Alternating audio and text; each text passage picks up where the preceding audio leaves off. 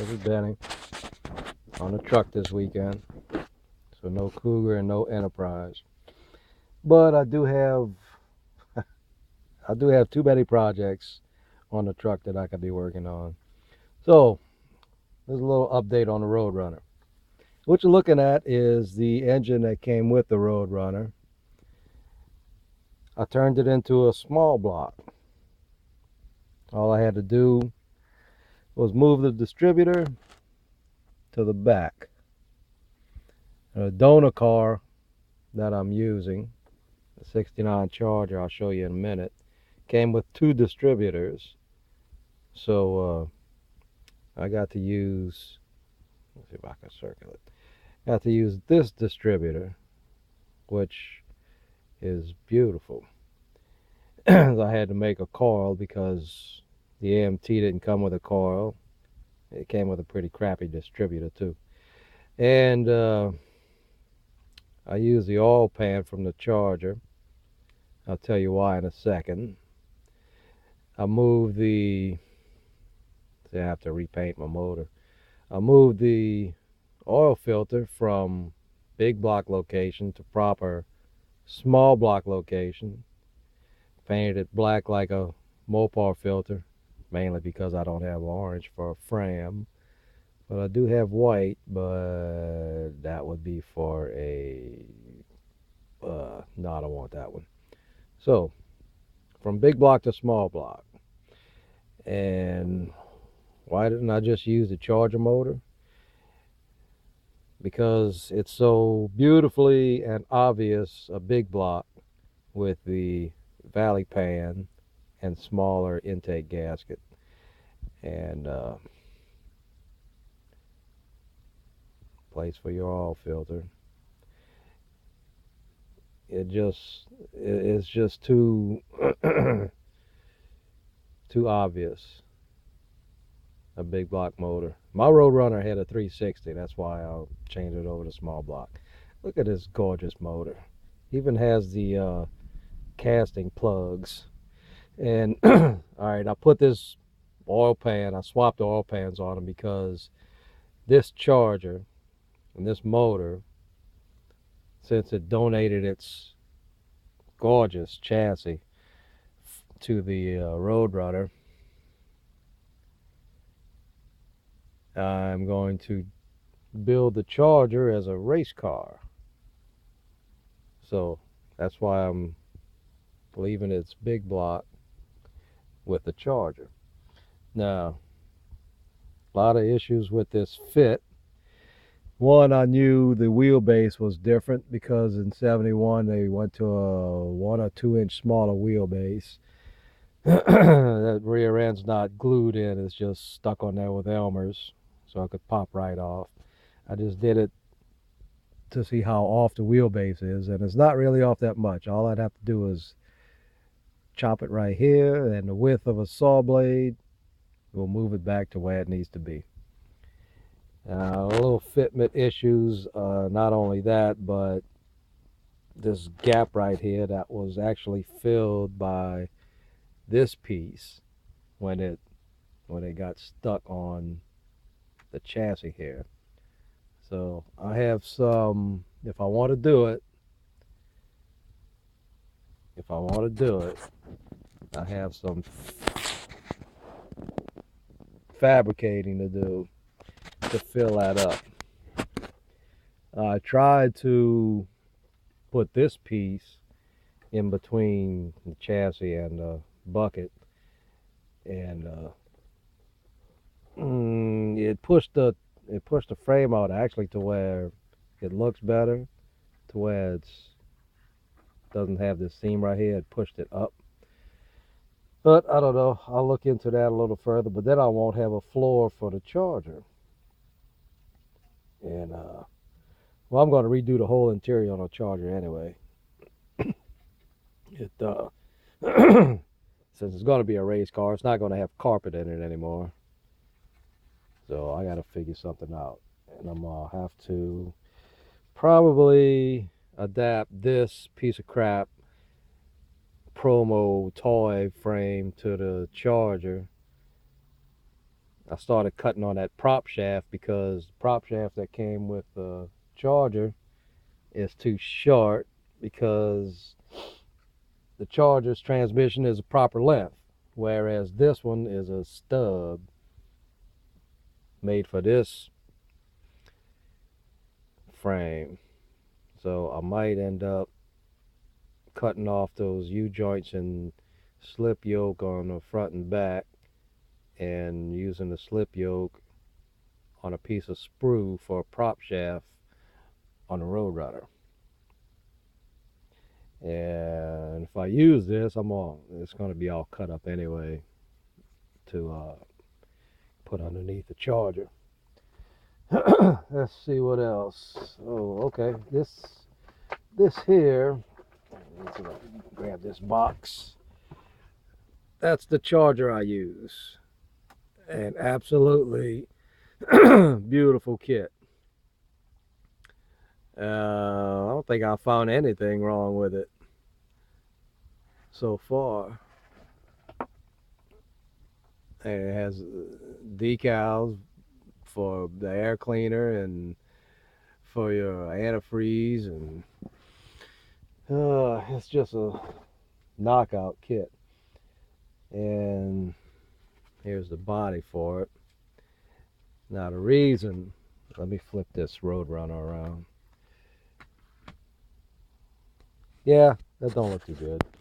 The reason that I'm using the inner fenders off of the Roadrunner frame instead of taking the Charger inner fenders and shock supports and putting them on a Roadrunner is because I started to slice on that, and every time I did, I felt a twinge of pain because I was cutting on this Charger. And I got to thinking, well, what the hell am I gonna do with this Charger? I know, I'll make a race car out of her. So that's what I'm going to do with the Charger. And I'm going to leave those on there, and I'm just going to have to fix those to make them look make them look presentable. Let's see, I'm going to have to cut into that and make that fit and fabricate some more. This damn Roadrunner better be worth it. That's a copper color that I tried out. It's this stuff here, Folk Art Antique Copper. It's a little too coppery for that. My Roadrunner wasn't that bright. It was more like maybe not even that dark. What I did with this was mixed up some of the Folk Art with a drop of black, and it's a little too chocolatey, so I gotta play with the mixture before I paint it. So anyway, that's the Franken Roadrunner. Yeah, that master cylinder looks pretty miserable. There's the dashboard. No, it doesn't have wood grain on it like it's supposed to.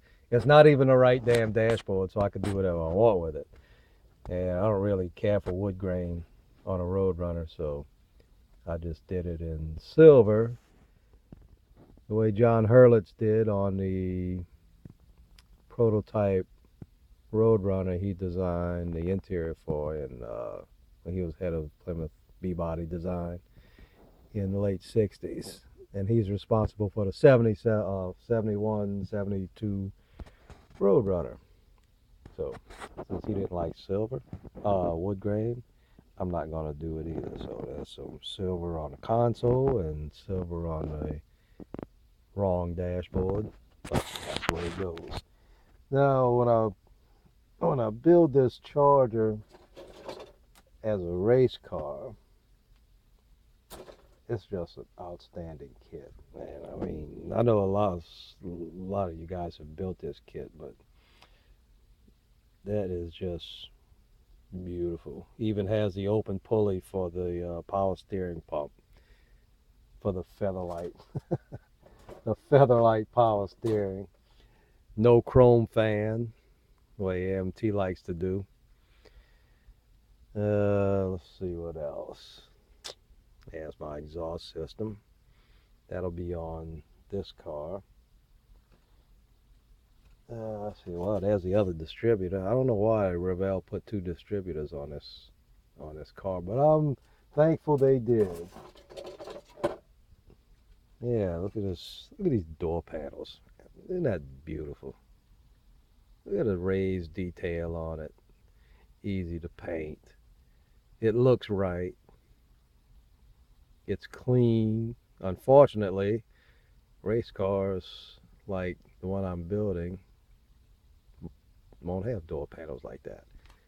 So I'll probably end up flipping them over and making them look like aluminum sheet. Yeah, let's see what else. Beautiful console. Almost doing a kit review on this Charger. Steering column with turn signal lever. The beautiful wood grain steering wheel that Dodge put on a Charger. Tell you, that 3-year burst of Chargers was probably one of the sexiest cars ever made. Just well thought out and fast as hell. And this, when I do build a Charger, when I'm finished with this Roadrunner, that is her tow vehicle. I'm not going to make it look like that. She's going to be painted a different color. But this was a prototype that Dodge made in what, 04, I think. It was 2000 and no, it was before 2004. They changed the body style in 2001. This was I think it was 98 that they built this truck with the Viper motor. But in 04, Dodge actually did build a truck with a Viper motor, the SRT 10. So this will be the Charger's tow vehicle. And all I have to do, I just have to build a trailer and build this as a race car with a vinyl top. Yeah, a race car with a vinyl top. Maybe. I'll figure it out. Right now I've got this miserable AMT Roadrunner to deal with and to do a lot with. So, anything else? Let's see if I can show you this fit real quick. Let me dig this out of here.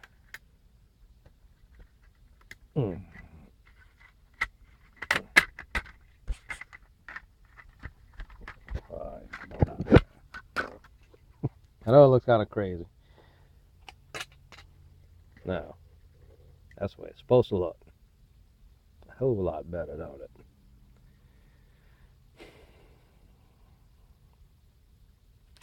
I'll figure it out. So, that is... No, the rear end's falling off. Rear axle's falling off. The Elmers just don't last if you don't want it to. Do I have anything else? Let's see. I also have that. I had an 88 Daytona. And this is a really nice little kit, as you've probably seen on Classic Plastic.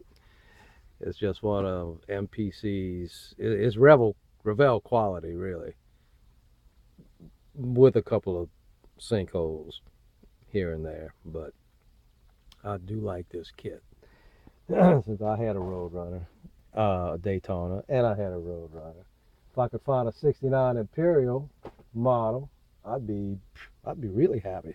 And a 78 Magnum and a 66 Plymouth Fury. I could build almost everything I ever own, except for my truck right now. The only Dodge truck it seems you can get is a way overpriced